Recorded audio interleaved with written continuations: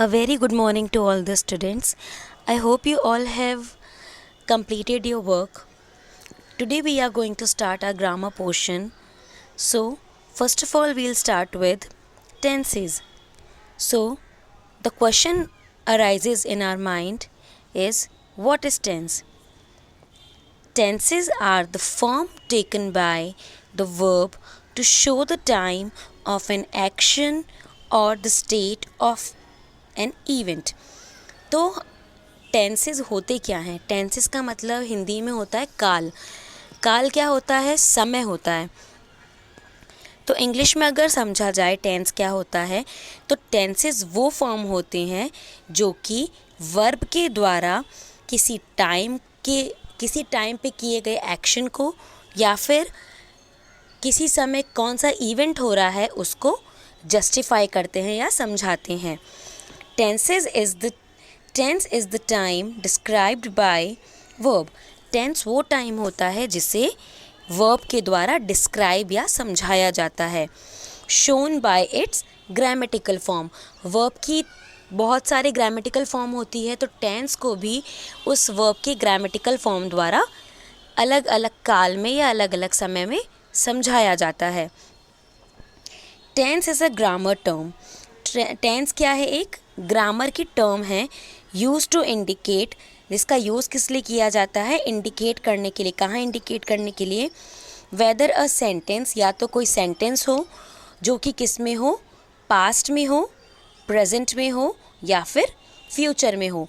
तो tense grammar की एक ऐसी फॉर्म है जो कि सेंटेंस की पास्ट, प्रेजेंट या फ्यूचर की वर्ब पे क्या करती है? जोर देती है या इशारा करती है. So how would you define tense? अब टेंस को कैसे डिफाइन करेंगे? Tense denotes a form of verb which shows the time at which an action happened. तो टेंस वो फॉर्म होता है जो वर्ब के द्वारा किसी टाइम को बताता है जिसके द्वारा क्या होते हैं? हमारे एक्शंस परफॉर्म किए जाते हैं. टेंस हमें दो चीज़ें बताता है. कौन कौन सी? किस समय पे कौन सा एक्शन हो रहा है, the time of an action, क्या वो एक्शन प्रेजेंट का यानी वर्तमान का है, क्या वो एक्शन या जो काम हम कर रहे हैं वो भूतकाल का यानी पास्ट का है, या फिर वो काम फ्यूचर का है. या फिर दूसरी चीज़ क्या बताता है? The state expressed by verb, या फिर जो हमारा स्टेटमेंट है या जो भी काम है वो किस वर्ब की फॉर्म में बताया जा रहा है. तो आपके सामने टेंस की 3 डेफिनेशंस हैं. पहली है, the term tense denotes the form of a verb which shows the time at which an action happened. या तो आप ये बोल सकते हैं, या फिर टेंस इज़ द टाइम, कि टेंस वो टाइम है जो कि क्या डिस्क्राइब करता है? वर्ब को डिस्क्राइब करता है उसकी ग्रामेटिकल फॉर्म के द्वारा. यहाँ पे आपके सामने 3 डेफिनेशन दी हुई है टेंस की. आप तीनों में से किसी भी तरह से अगर समझेंगे तो मतलब एक ही निकलता है कि टेंस क्या बताने की कोशिश करता है? वर्ब के द्वारा या क्रिया के द्वारा हमारे समय को बताने की कोशिश करता है कि हमारा काम किस समय में हो रहा है. Look at the sentences. Reshma goes to school. नीचे दिए गए 3 सेंटेंसेस है. पहला सेंटेंस है, Reshma goes to school, Reshma school जा रही है. सेकंड सेंटेंस क्या है हमारे सामने? Reshma went to school, Reshma school चली गई. थर्ड हमारे पास में क्या स्टेटमेंट है? Reshma will go to school, Reshma school जाएगी. यहाँ पर है, गई और जाएगी, यहाँ 3 अलग अलग चीज़ें आती हैं. तो यहाँ पे आपके वर्ब क्या क्या हैं? इन दी अबव सेंटेंसेस, ये जो 3 सेंटेंसेस दिए हुए थे इसमें goes, went and will go are the verbs.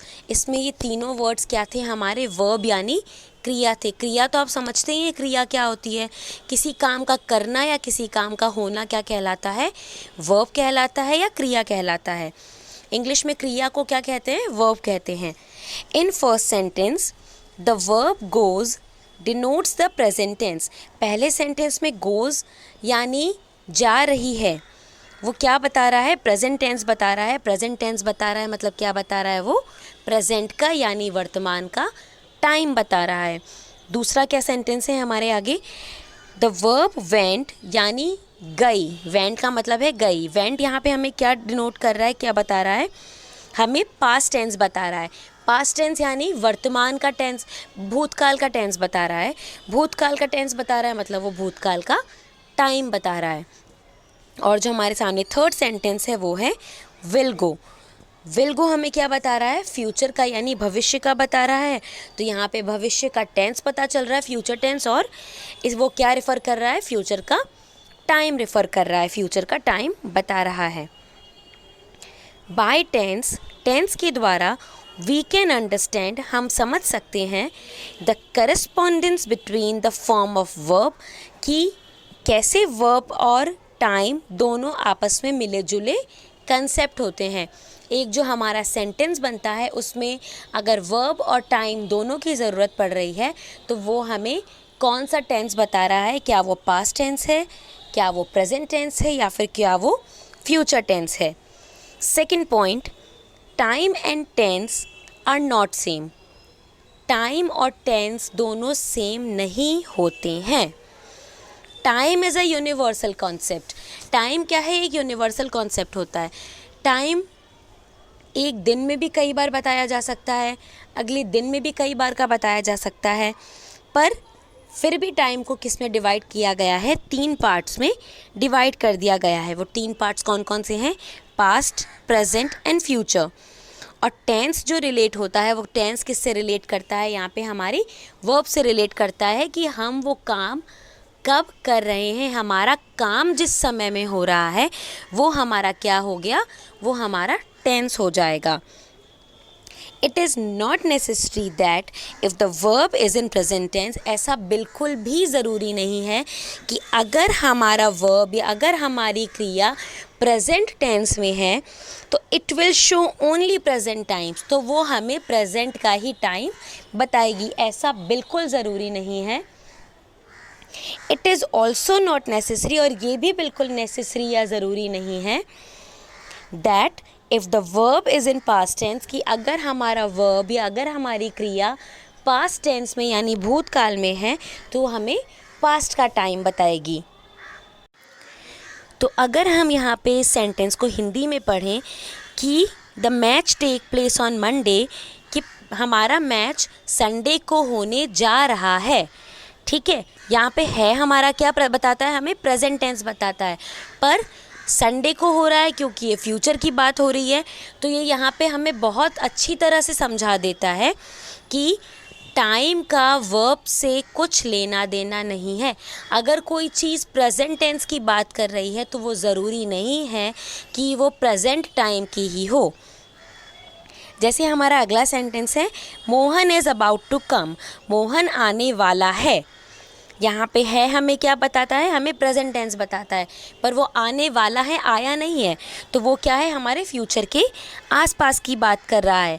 तो यहाँ पे भी हम यही समझ पा रहे हैं कि टाइम का वर्ब से कुछ लेना देना नहीं है। The sun sets in the west, sun या फिर हमारा सूरज कहाँ अस्त होता है, वेस्ट में यानी पश्चिम में डूबता है। It is a universal truth, ये तो पूरी यूनिवर्सल ट्रूथ है, एकदम सच्चाई बात है, इसको कोई बदल नहीं सकता। तो ये तीनों टाइम के लिए बात बता रहा है। ये बात हम पास्ट में भी बोल सकते हैं, ये बात हम प्रेजेंट में भी बोल सकते हैं, और ये बात हम फ्यूचर में भी बोल सकते हैं।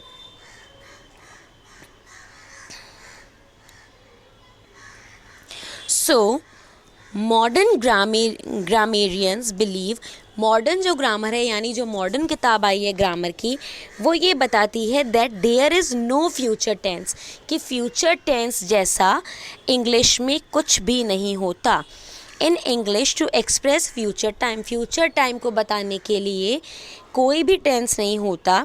We use the modal auxiliaries, हम क्या यूज़ करते हैं, हम मॉडल्स यूज़ करते हैं, कौन कौन से, shall and will with the present tense और एक्सेट्रा। हम प्रेजेंट टेंस के साथ में क्या यूज़ करते हैं, मॉडल यूज़ करते हैं, ताकि क्या कर सकें, हम फ्यूचर के टाइम को एक्सप्रेस कर सकें। But we are following the traditional grammarian books this, पर हम क्या कर रहे हैं, हम ट्रेडिशनल ग्रामर बुक्स को यूज़ कर रहे हैं। तो हमारे हिसाब से इंग्लिश में कितने टेंसेस होते हैं, हमारे हिसाब से इंग्लिश में 3 ही टेंसेस होते हैं। वो कौन कौन से हैं? Present tense, past tense and future tense. So, in terms of tense, there are 3 types of tenses. First, present tense यानी वर्तमान काल. Second, past tense यानी भूतकाल. And third, future tense यानी भविष्य काल. So, each of the 3 tenses has 4 forms and subdivision to show completeness of action and time. ये तीनों की तीनों टेंसेस में 4 सब डिवीज़न होते हैं, और ये चारों सब डिवीज़न क्यों किए जाते हैं? ताकि हम किसी भी सेंटेंस को कंप्लीट कर पाएँ उसके टाइम और एक्शन के द्वारा. So there are 4 types of each tense. First, simple. Second, continuous. Third, perfect. And fourth, perfect continuous. So in our first session, we are going to read present tense. So there are 4 types of present tense: simple present tense, present continuous tense, present perfect tense, and fourth, present perfect continuous tense. So first of all, we are going to discuss our first present tense part, that is simple present tense. So what is simple present tense? Present tense is a grammatical term used for verb that describe action happening right now. Simple present tense वो grammatical form या term है जिसका use verb के साथ किया जाता है, क्या डिस्क्राइब करने के लिए कि आपका जो एक्शन हो रहा है, जो आपका काम हो रहा है वो अभी हो रहा है, यानी right now. An example of present tense is the verb in the sentence I eat, यानी मैं खा रहा हूँ. वो क्या है? प्रेजेंट टेंस है. We use the simple present tense. हम सिंपल प्रेजेंट टेंस का यूज़ कब करते हैं? व्हेन, जब an action is happening right now, जब आपका कोई एक्शन या आपका काम अभी हो रहा है, और या फिर व्हेन इट हैपन्स रेगुलरली, या फिर वो काम रोज़ होता है. डिपेंडिंग ऑन द पर्सन, ये पर्सन पे डिपेंड करता है. The simple present tense is formed by using. अब क्या है? सिंपल प्रेजेंट टेंस कैसे फॉर्म किया जाता है, कैसे बनाया जाता है? By using the root form. या तो उसकी रूट फॉर्म से बनाया जाता है, या तो वही वर्ब यूज़ किया जाए जो वर्ब है, और या फिर बाय एडिंग, या उस वर्ब के साथ में क्या ऐड कर दिया जाए? एस और ES टू दी एंड, या किसी भी वर्ब के साथ में S या ES का यूज़ किया जाएगा, तो उसे हम क्या बोलेंगे? Simple present tense. The present indefinite tense also known as simple present tense. सिंपल प्रेजेंट टेंस का दूसरा नाम क्या है? प्रेजेंट इंडेफिनाइट टेंस, जो कि क्या डिनोट करता है? इट डिनोट्स अ स्टेटिव और हैबिचुअल और इटर्नली ट्रू एक्शंस.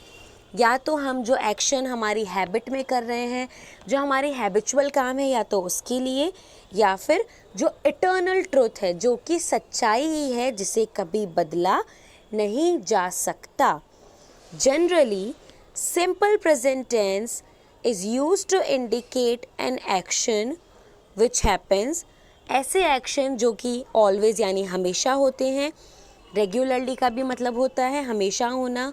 एवरीडे रोज़, डेली रोज़, नॉर्मली लगातार, generally, usually, occasionally, sometimes, often, rarely, frequently, nowadays, naturally, seldom, constantly, never, every day a week, every year, once a year, on a week, at times, at present, now and then और all the time. अगर ये सारे words हमारे आते हैं तो वो सारे वर्ड्स हमें क्या डिनोट कर रहे हैं? वो सारे वर्ड्स हमें प्रेजेंट टेंस या सिंपल प्रेजेंट टेंस की तरफ इशारा कर रहे हैं. So students, that's enough for today. Tomorrow we will discuss the next 3 parts of present tense. Thank you. Please go through this video. If you have any doubt, please let me know. I will solve your issue as soon as possible. Thank you.